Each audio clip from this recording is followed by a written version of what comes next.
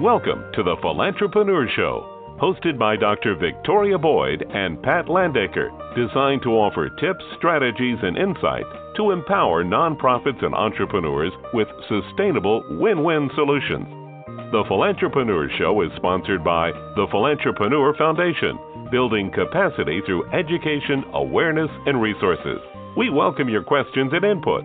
To call in and join the show, please dial 347-945-7404. Welcome, welcome, welcome. This is Dr. Victoria Boyd, President and founder of the Philantrepreneur Foundation and the other many hats I wear. And my co-host, Pat Landaker, she is a board member of the Philantrepreneur Foundation and also founder of Ruby Red Slipper Project and Synergy Coaching. Good morning, Pat. How are you doing today? What's up? Well, I am doing just fantastic. I am so excited. I'll be starting my self-empowerment after-school program at Brown School of International Studies. And one of the things I'll be forming for that class is a board. And so, of course, I'm going to have you come over and help them understand what it means and different things like that. But it's just all so exciting. I'm just overwhelmed and excited and can't wait to start and all of that. So my life is good. Well, that's fantastic. And I'm glad you mentioned boards because that's really what we're going to be talking about today. The Philantrepreneur Radio Show offers tips and strategies and insights for the business and nonprofit sector, and it's helping us accomplish our mission to build capacity through education, awareness, and resources. And today we're going to really zero in on our educational focus. And anyone who knows me, has read any of my books or followed any of my blogs know that my passion, my core value is education. And I have really immersed that same value into the Philantrepreneur Foundation. So I get really excited. I don't know, I'm over here doing backflips. No, not quite. But I really get excited. Yeah, probably. When I talk about anything that's related to learning. And I'm sort of just coming down from this high that I had from this past weekend when we actually launched our new program, Board-Bound Leadership Training. It's really an intensive, deep dive into all of the aspects that are essential and critical to have a strong nonprofit board and its members be assets. So today we're going to have on the show, and I'm really excited, 3 of the participants that came to Board-Bound Leadership Training, and they're going to share their experience and perhaps, have a few aha moments that they want to tell us about. Pat, but you were there the entire time. What was your feeling? My feeling was, wow. I felt like I was drinking from a fire hose. And, I always say this to you, Victoria. I thought I knew. I've been on a lot of boards. I thought I knew everything. But, boy, it's so in-depth. So many things that even the most experienced board member does not know. So it was fantastic. It really was. Okay, so we might as well just sort of keep this show moving on. We're going to be right back with our first guest, Dr. Rochelle Hooks, right after this really brief message. The Philantrepreneur Foundation. Build your capacity with our educational programs and professional services. Learn how to be a philantrepreneur. Maximize your social impact and maximize your revenue. Visit thephilantrepreneur.com or philantrepreneurfoundation.org to find services, resources, and training to launch, enhance, or improve your business or nonprofit strategy. While there, sign up to receive the Philantrepreneur Journal digital publication. Okay, welcome back. And also, I want you to welcome Dr. Rochelle Hooks. Okay, Rochelle, say hi to our listeners, and please just tell us how you happen to attend Board-Bound Leadership Training. Hello, everyone, and thank you for having me on, Dr. Boyd. I ended up attending board-bound leadership training because I sit on a board as a member with Triple Five teams, and so the founder and director of that organization invited me, and I happen to be the director of a not-for-profit, the Helen Foundation. Absolutely. So you're also at the College of Southern Nevada. You're a professor. Yes. What do you teach over there? I'm a professor of teacher education here at the College of Southern Nevada. Yes. Oh, okay. So you're really, really familiar with educational platforms. So I'm always looking for input. So how did we do in terms of presenting board-bound leadership training from your perspective? Okay, it was awesome, and just in a nutshell, very, very well organized.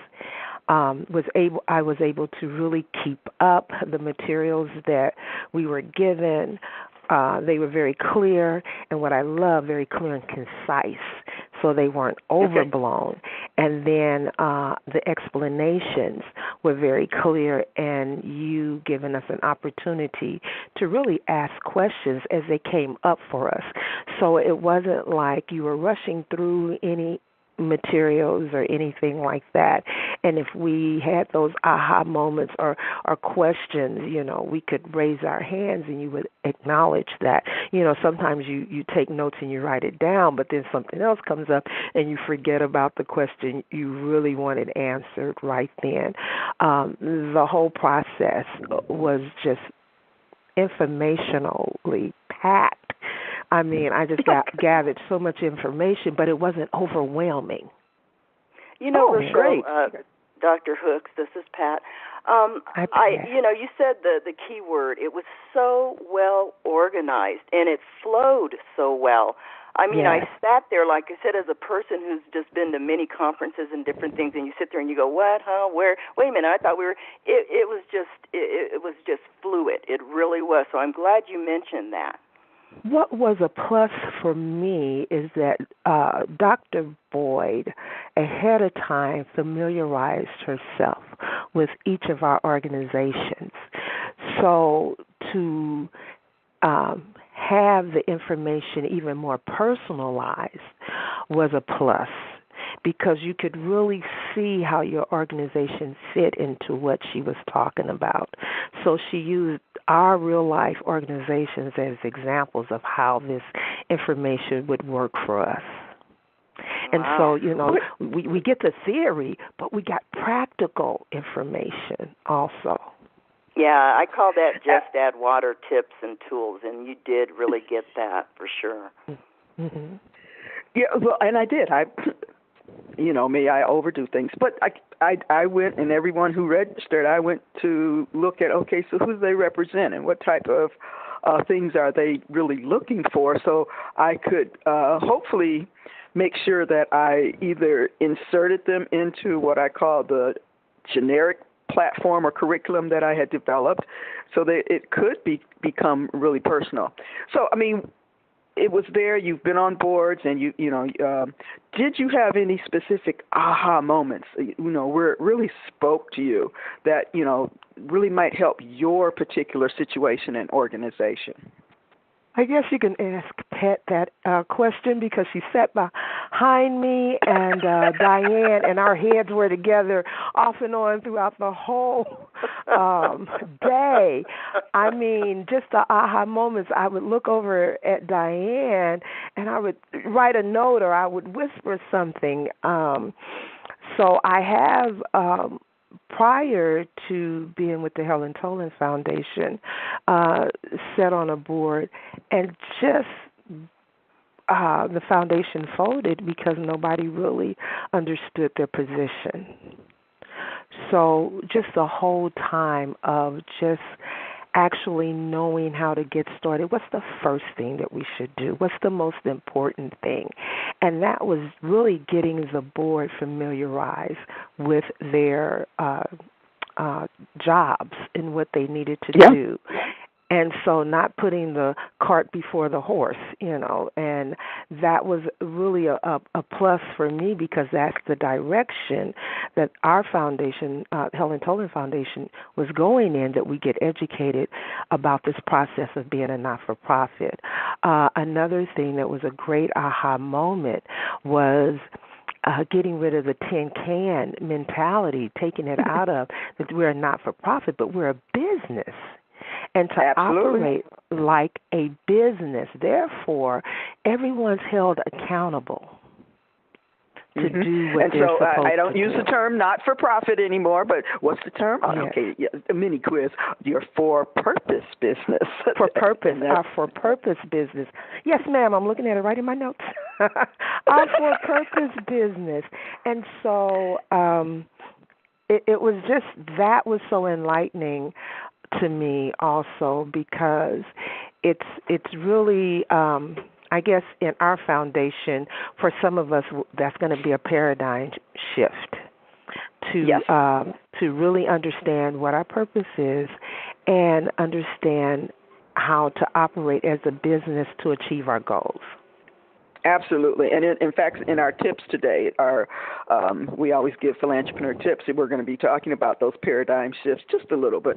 But just, as we're sort of getting to the end of your segment, tell us about what is the Helen B. Toland Foundation? Okay, and it's Helen A. Toland. I'm sorry, I don't know where the B came from. Yeah, Helen A. Toland.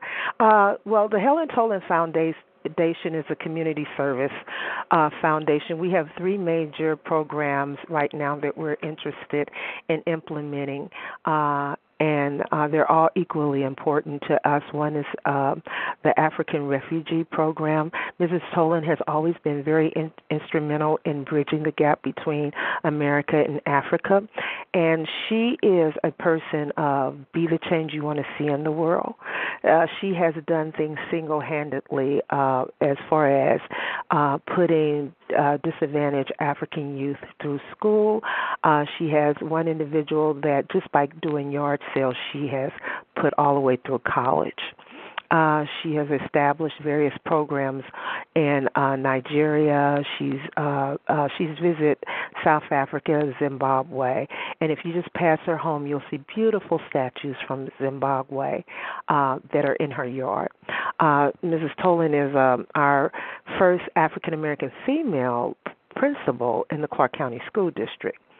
And she has many firsts to her name, but her goal is that she's an educator extraordinaire, 90 years old, and still educating anyone who comes by her home.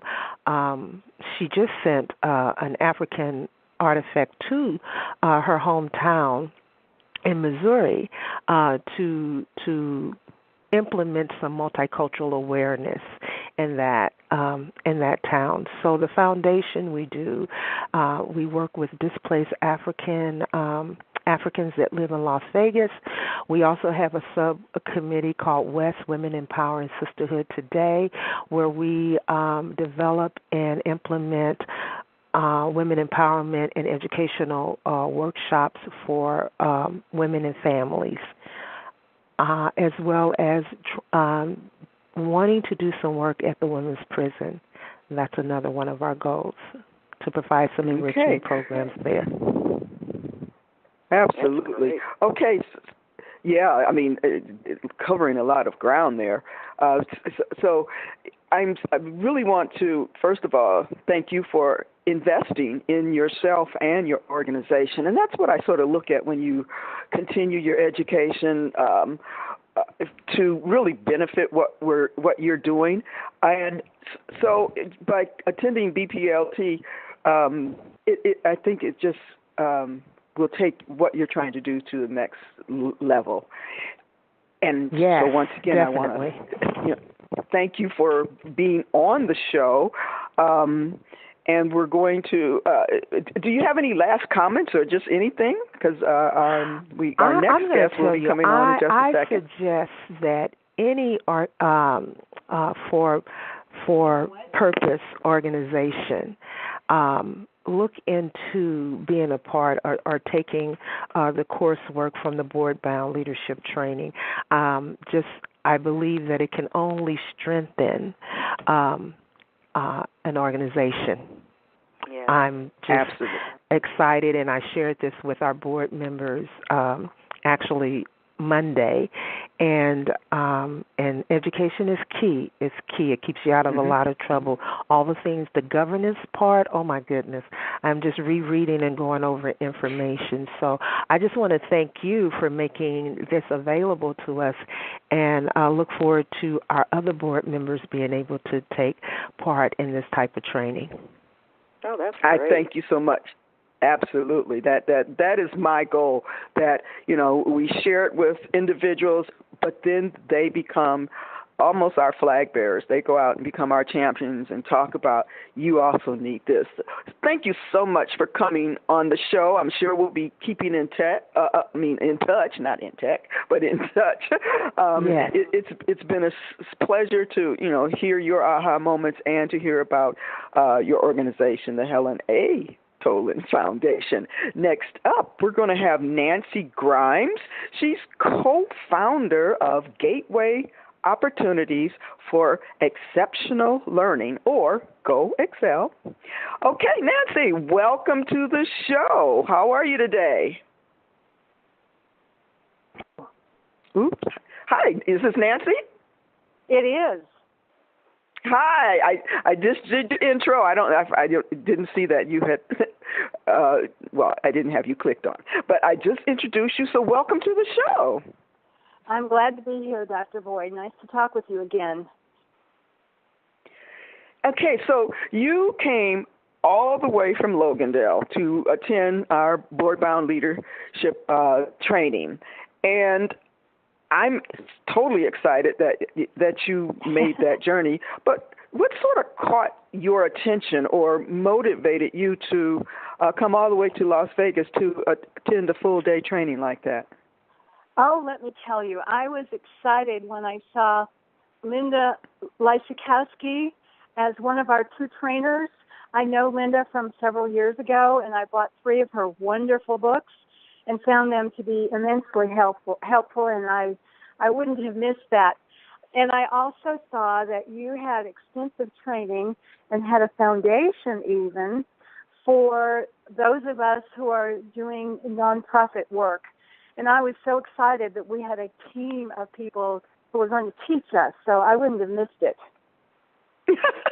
Well, yeah, Linda Lysikowski was phenomenal. She's just phenomenal anyway. She has written probably 13 or 14 books plus a few other guides, but she was my co-developer of the program. She won't be always there to do the presentation, but we worked for several months in creating the content. And because we did do the launch here in Las Vegas, where we both live, she was able to be there. But she's just I'm honored that she works with me and does so much for the foundation. I'm glad that was a calling card for you. So you may, and so now you've met her in person. How? Woohoo!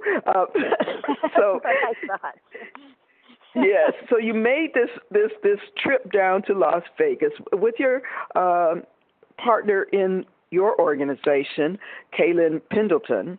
Right. Was it worth it?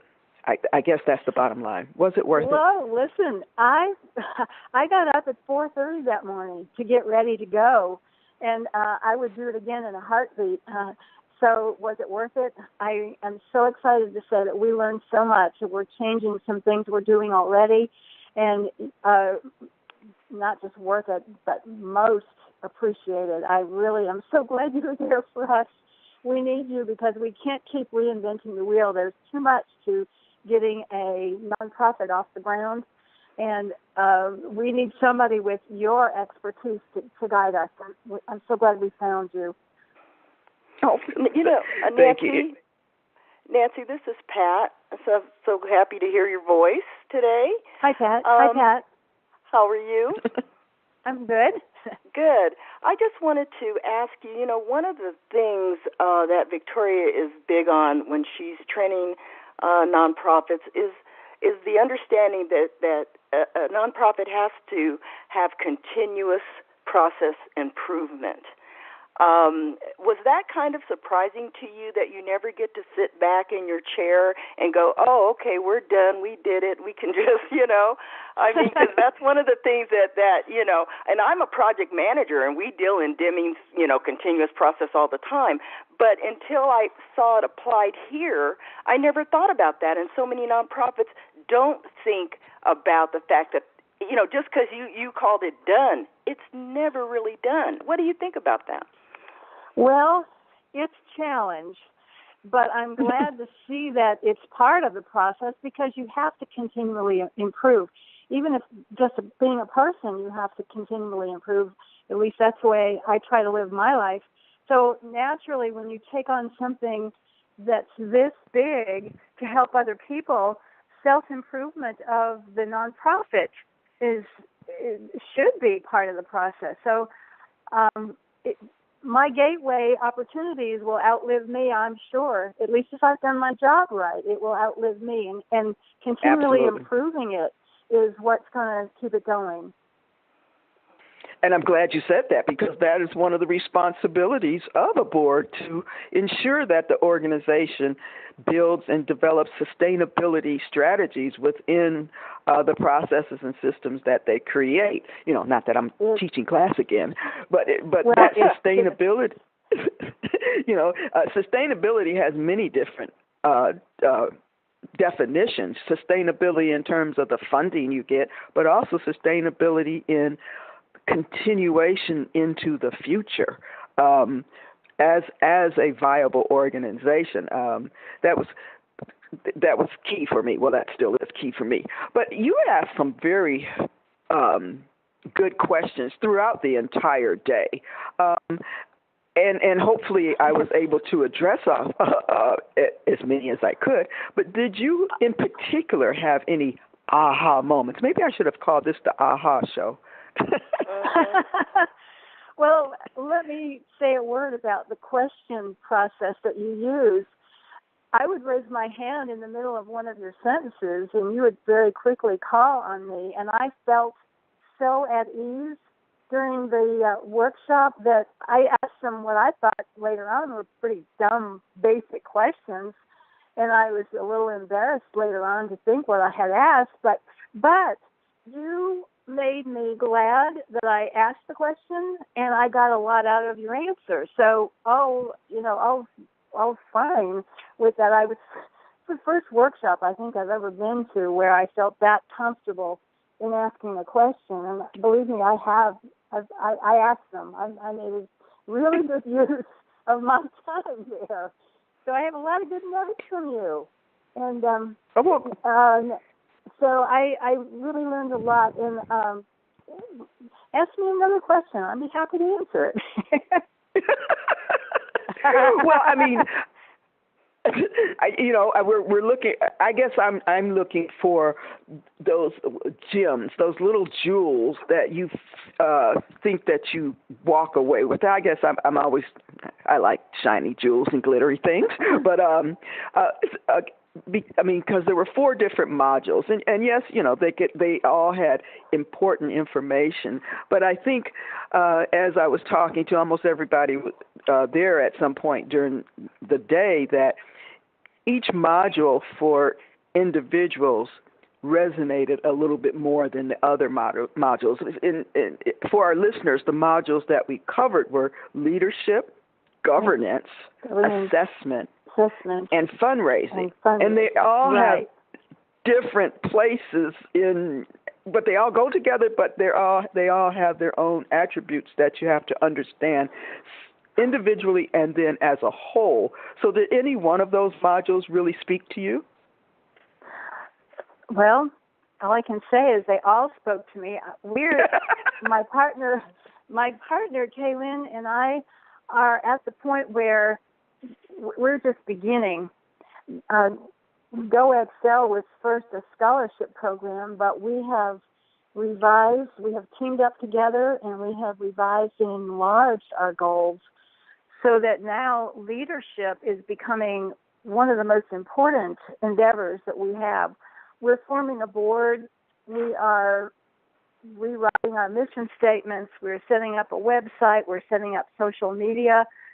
So we have to get a lot done in a short period of time, and leadership, working with other people, is going to be, and is right now, very, very important to us.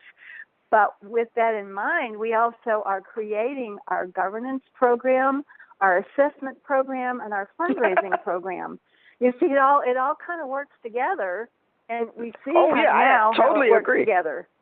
Yeah, we see now. And that's like. Yeah, absolutely. I mean, and that's how I even opened up that session Saturday morning, because over the past 4 years, I've been doing what I call individual training on just one topic.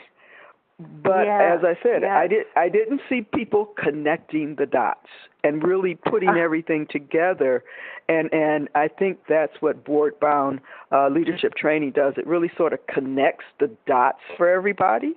Which is just great. Pat, do you have any questions or comments? Well, the one module that really stood out for me was assessment, because that's challenging for a board to sit back and they think they have it right, and then they've got to go back and kind of look at everything and see where they can adjust or refocus, or and a board changes all the time. I mean, not just its members, but its environment, what's trending, what's happening.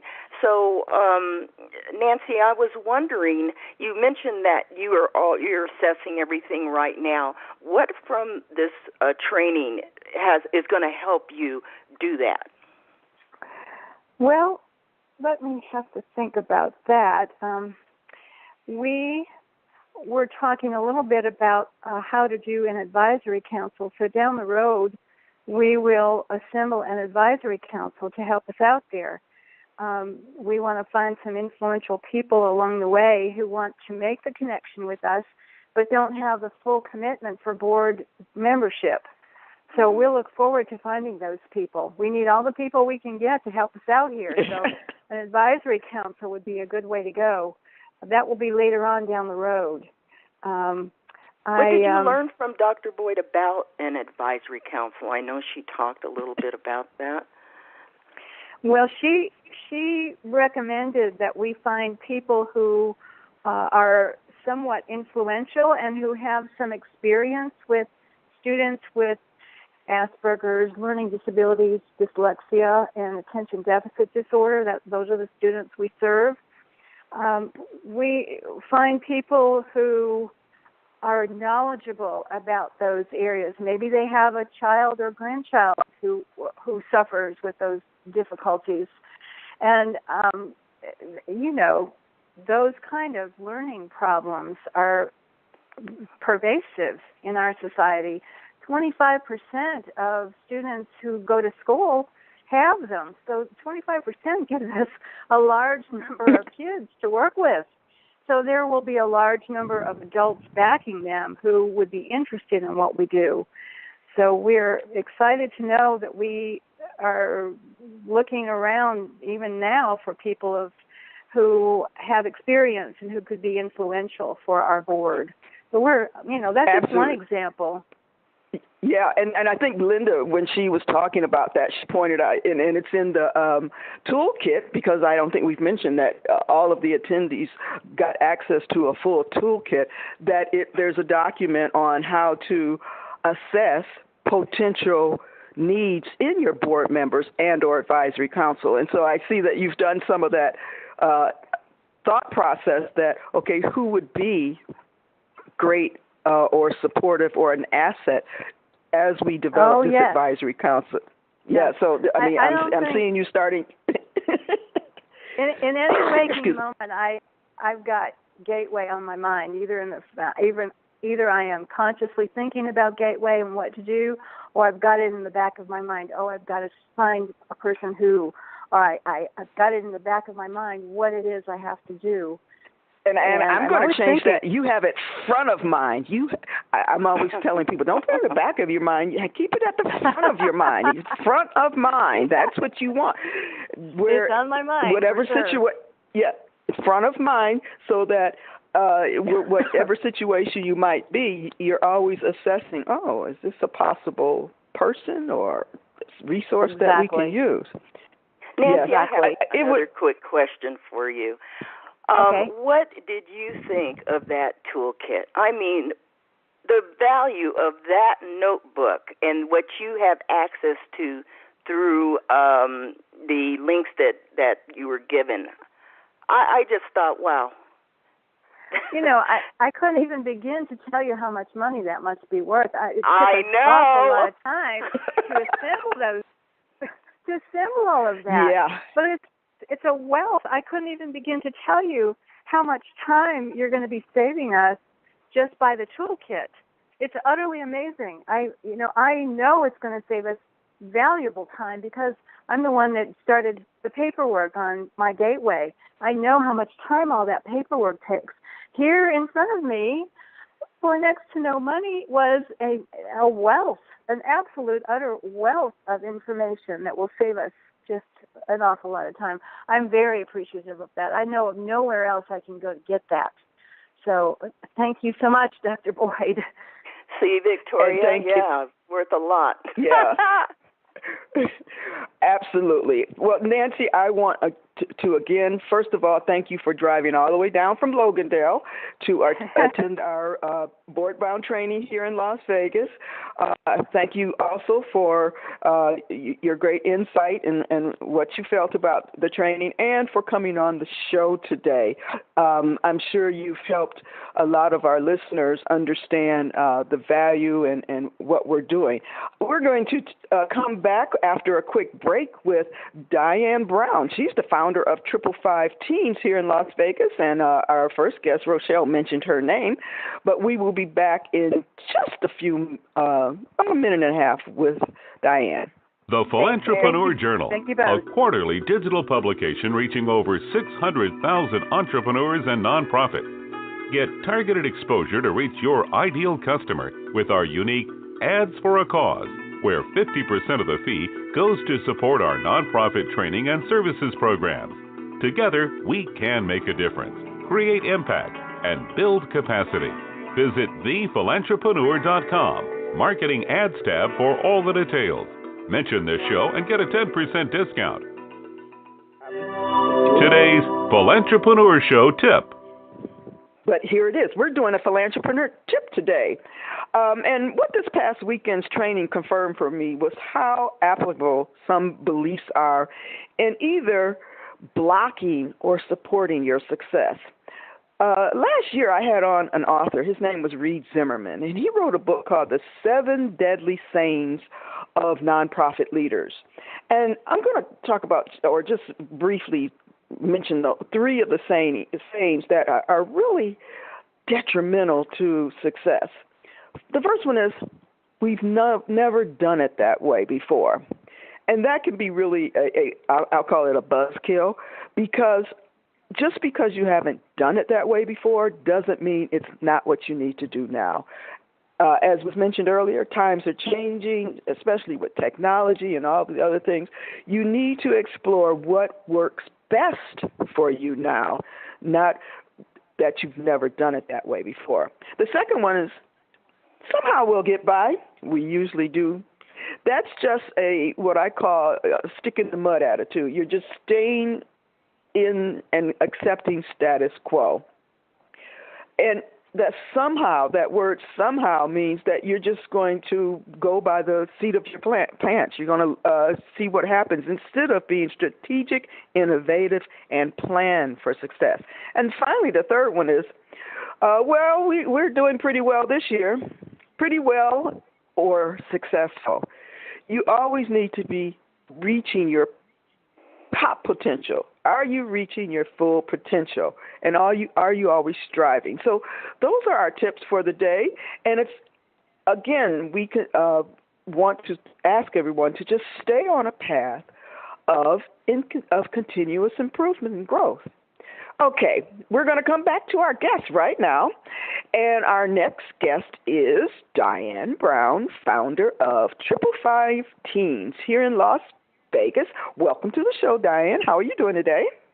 I am doing fine, Dr. Boyd, and hello, Pat. Hi there. Okay, so just give us, what is 555 Teens? Tell us a little about that. 555 Teens, it is a nonprofit organization. We provide after-school and school break program that focus on career development, conflict resolution, financial literacy training in the surrounding area of North Las Vegas, Nevada, for youth ages 12 to 20 of years. Okay, so you've got a big wide span of who you're serving there. That's wonderful. And I happen to know that you're fairly new in terms of your organizations. It's maybe about 6 months old. So you spent the day with me learning at Board-Bound Leadership Training. What did you think just, about the whole experience, that whole 8 hours? We were actually there 9 hours. What about that whole experience for you?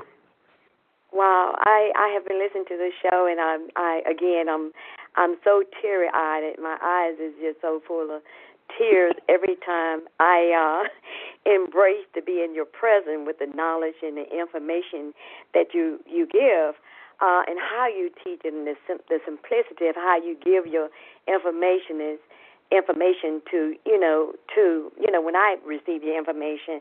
So my experience was a great experience. I was like the child in the room, like the baby bird when the mother's trying to feed him a worm. I had my head up.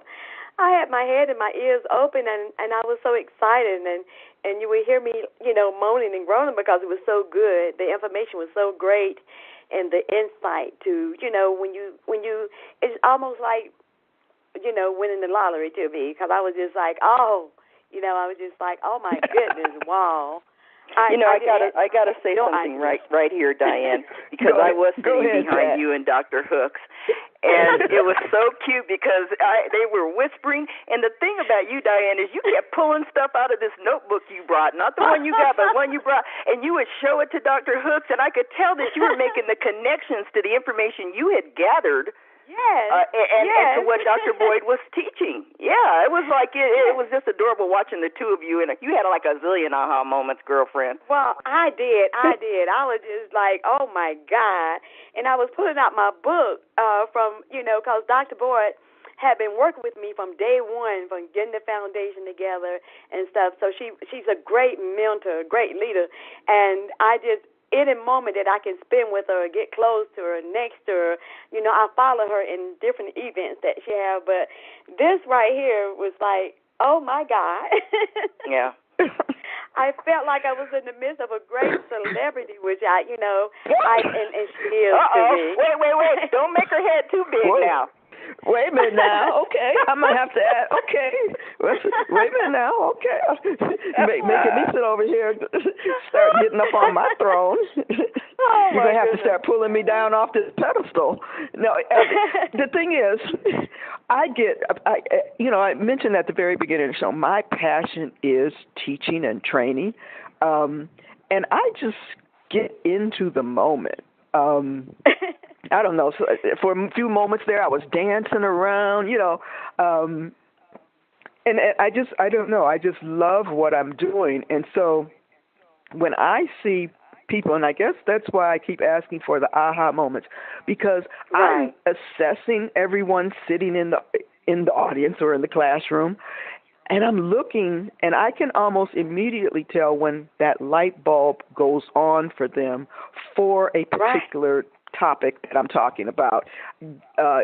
Because I taught dance, I look at body language. I can see when they either lean into me or they're not understanding it because they lean away. I mean, there's little nuances that probably nobody even pays attention to but me when I am assessing if I'm connecting with the participants. And it's very important for me to connect with the participants, because if I can't convince them, first of all, that I do have the experience and knowledge and sort of know what I'm talking about, but then to get them to understand it. Yeah, this could be much more complicated, and it could be explained so people are scratching their head like, what is she talking about?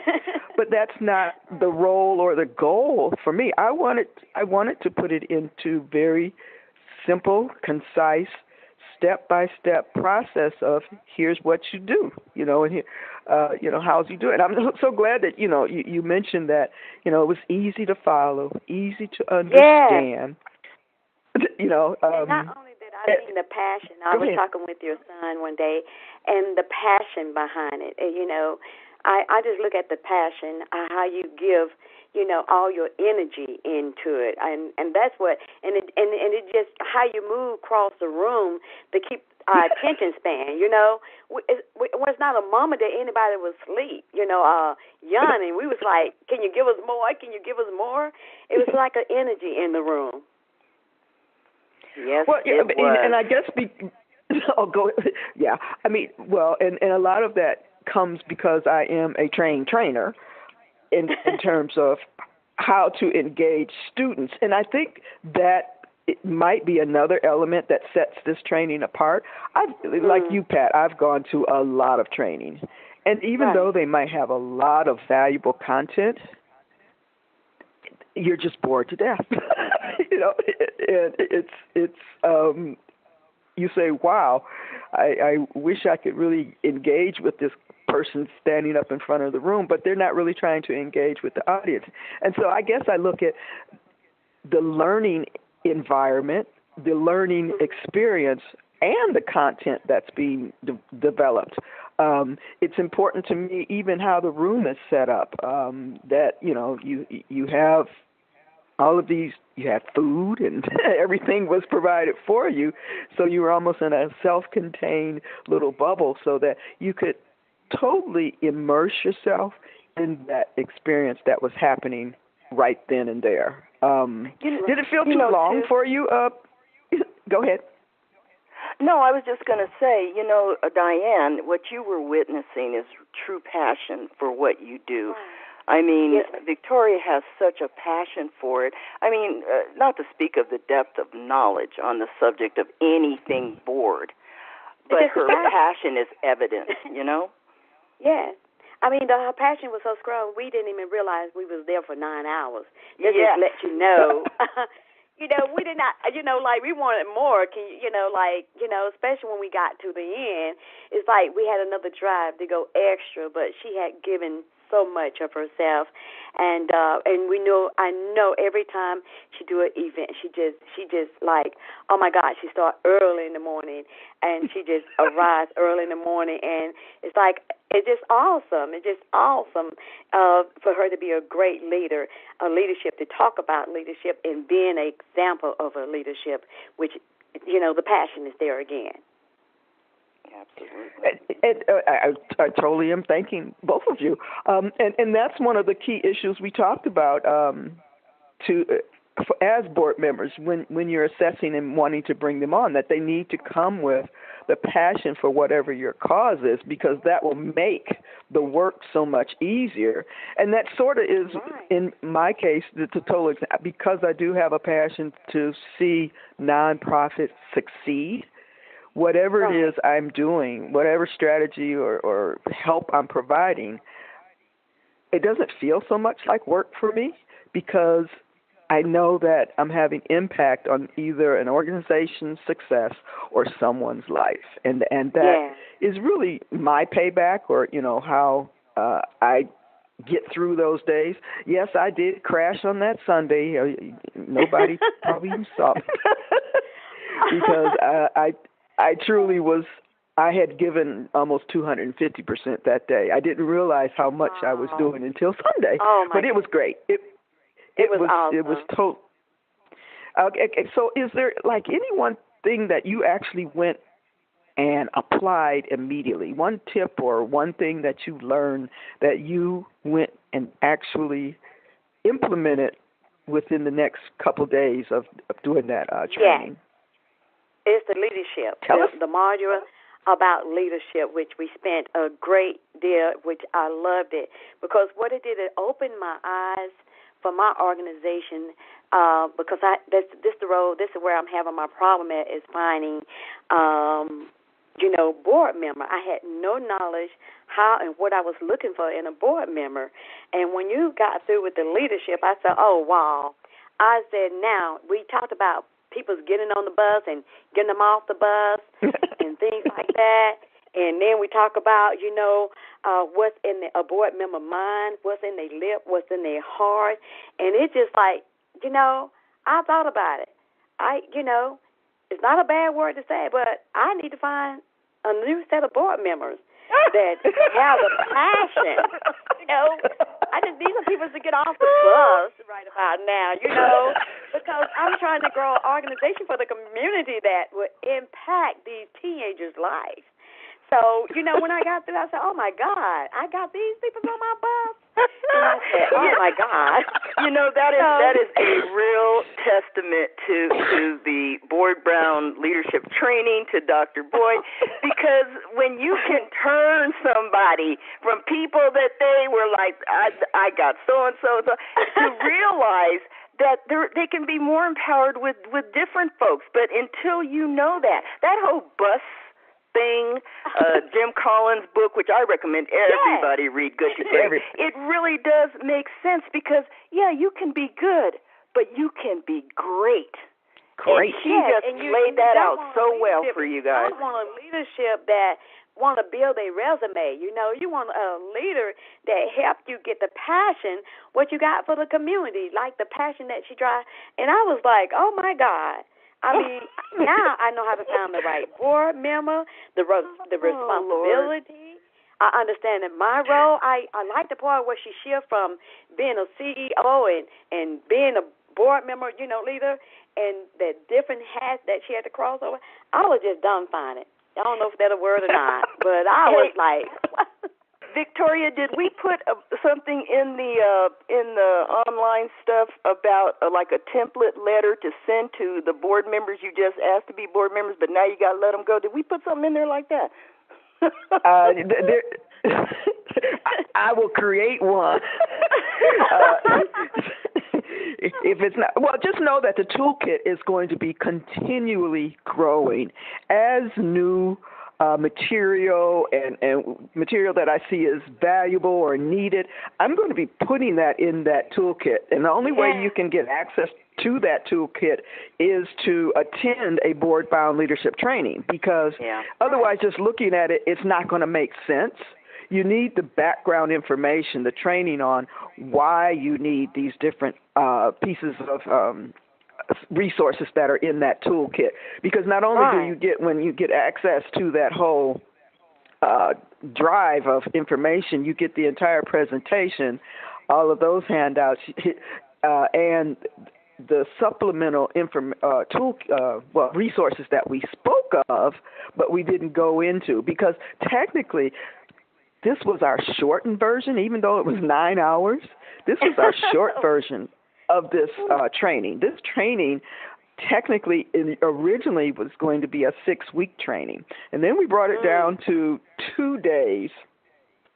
But we're eventually going to present it in about 3 different platforms, and so I'm just excited to. First of all, you were my guinea pigs. Sort of, because I knew that those were the 4 areas that we needed to really dive deep, because many, people on the board, they immediately go to, what is the governance? What are the roles and responsibility?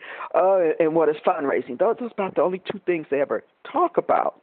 But unless you know how to be a leader for a nonprofit, and then how leadership plays into your role as the governing body, and then how you have to do assessment before you can even think about doing fundraising.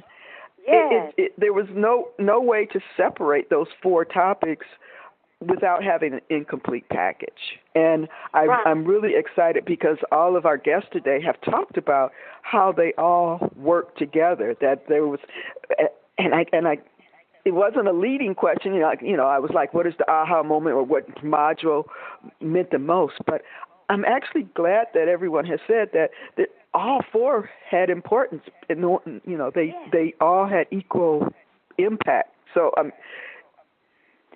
did you have an aha, or did I ask that already? Because I'm in my aha moment right now. Yes, like Pat was saying, I had that all throughout with every module that you talked about, and when you talked about the internal and the external assessment, you know, to help you succeed your company, to help you, you know, grow in the outcome of what you want, you know, because sometimes you were saying that sometimes you can start an organization and you don't want to collapse within a year. So all the information that you gave was building a great, strong foundation of running a nonprofit organization for profit, you know. You know, the mentality of begging, the can mentality. You know, like I can just go on and go on and go on. And then I like the certification program. We talked about being certified. I think every board member needs to attend these classes, be certified, know their role, you know, and know how to understand what the important role that they play.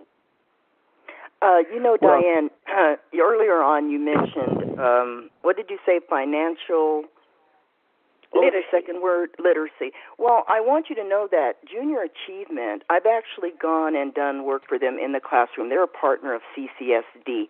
But I bet you could get them to send a couple of folks out. They have an amazing program and package that educates kids on financial literacy. And I think you should reach out to them and see, when you get everything going, if you can get one of their representatives to come out and talk to your kids about it and put on the program. And I'm happy to do that myself because I've done it already for them. But, yeah, just think about that. And now I'm glad you brought... Go ahead. Go. Oh, no, I was glad you brought it out. I thank you for the connection. Not only do y'all give a resource, but y'all do referrals. Dr. Boyd always shoots me an email referring me to someone in the community to help build me up, you know. And go ahead, Dr. Boyd. Well, it was just, that's another part or recommendation while everyone was in the room. I even told her, I said, I hope all of you are meeting each other and recognizing the collaborations that could happen right here in this room. I know that because we had I always forget the name, a Technology Academy, the Professional Institute of Technology Academy, PETA, in the room. And Silo, who was also there of Serving Hope Las Vegas, is always recommending or referring some of his I won't call them clients, but the people he's helping to get training. And so I saw them connecting and talking and building relationships. And so that is just even going back to our mission, education, awareness, and resources. I feel networking and connecting is a resource. The education is sort of obvious. And just awareness of everything out there that you need to know. Wow, we've really covered a lot of ground today. Dianne, I want to thank you again for supporting everything that I do, for coming out to the training. Yes. I'm so happy that everything we presented was worthwhile and of value to you, and that you've actually taken some of it and implemented it within 2 days after doing the training. She actually has already sent me her homework assignment. I gave the entire class a homework. she actually teacher said. She tried to impress the teacher, but what it does, it affirms that what was in that training does have value. You know, because when you create something and you launch something brand new, especially me, I'm always, okay, is this the right content? Am I covering everything I need to cover? But I'm totally on cloud nine now that everything that was in that particular training was worthwhile, and now it's just about making it bigger, better, and enriching it even more. So thank you for your input, your support along the way, and, I know we will be talking, so have a great day. Okay, Pat. Thank you. Absolutely, so much. So we've been discussing this board-bound leadership training. It's just really one of the valuable programs we offer to support nonprofit success. I know you and I are actually going to even be talking later. What do you think the value of this is, Pat? Oh, my goodness gracious, girl. I mean, yeah, it just is tremendous. And, I was like, I emailed you and I said, we have got to charge for this book. This book has so much value, and I'm so glad that Nancy affirmed that. But the training is just so key. And I think in today's world, you have to be so much more savvy because you're competing for less money than back in the day when it was Brother, Can You Spare a Dime? And people pull people's heartstrings and they would, give you some money. It doesn't work that way anymore. You have to be an intelligent board leader and board member. And I know that at that training on Saturday, Victoria, they got that and more. So I thank you because I'm going to go back and look at my board and my website and all those things because, they're not meeting the need that you showcased for us on Saturday. So just tremendous. And I just want to say this right now. This program will take place next year again. It'll be bigger and better. But if you don't take advantage of it, because both Dr. Boyd and I have gone to these trainings and paid thousands of dollars and gotten not even, I'm going to speak for myself, 5% of what she delivered on Saturday. So please be looking out. Dr. Boyd, do we already have a time frame for that? I know it will be in the first quarter. My plan is to present the one-day platform every quarter, so every 3 months or so. So that it will be sometime between January. Our board is meeting in a couple weeks when we're going to map out a schedule. But the one day will be coming. But also we're going to be launching the certification program, which will be a multi-day program, or actually it will probably cover several weeks so that they can really get in-depth training and get a certificate for it. So nonprofits, when they're looking for board members, they can say, are you board certified? And then we're going to do what is called the organizational series, where we can actually go into an organization and work with them one-on-one, go through the 4 modules, and actually help them set up some of the tools and documents, policies, and guidelines that we talk about in the training, and sort of hold their hand and walk them through the process. So we have a lot of things coming up in 2017. It's just going to be exciting. So everybody needs to get on the Philantrepreneur website and opt in. So as soon as those things are released, the dates and everything, they will get our newsletter. And then they need to connect with us on all of the social medias because we're always posting things there. So we're winding down. We already know, just real quick, we already know that our next Nonprofit Awareness Expo is going to be in April. April 27th. Yes, it is. It's a Thursday, April 27th. We're still deciding if it will be a 1 or a 2-day event, but we know April 27th is the focus target date right now. So that will also be, I'm looking at right around January 1st, that first week in January, that all of our dates will be announced, set, and people can start joining us. Okay, we're going to wrap up this show right now. We want you to join us for our next show, December 7th, as we welcome Mark Lee. He's president of Affinity Fundraising Registration. And he's going to bring some real important legal information regarding your national fundraising efforts. I hope you know that you need to be registered in every state to do that. And as always, we are so proud to bring valuable tips, resources, and information, plus answer your questions here on the Philantrepreneur Radio Show. So, in the meantime, we ask, are you a philantrepreneur? Thank you for tuning in to the Philantrepreneur Radio Show, hosted by Dr. Victoria Boyd and Pat Landaker. Get involved. Follow us on Facebook and other social media outlets. If you wish to share comments or suggestions or appear as a guest on our show, visit www.philanthropreneurfoundation.org. To contact us, email support@pcclv.org. The Philantrepreneur Radio Show is a production of and sponsored by the Philantrepreneur Foundation, a 501c3 tax-deductible organization.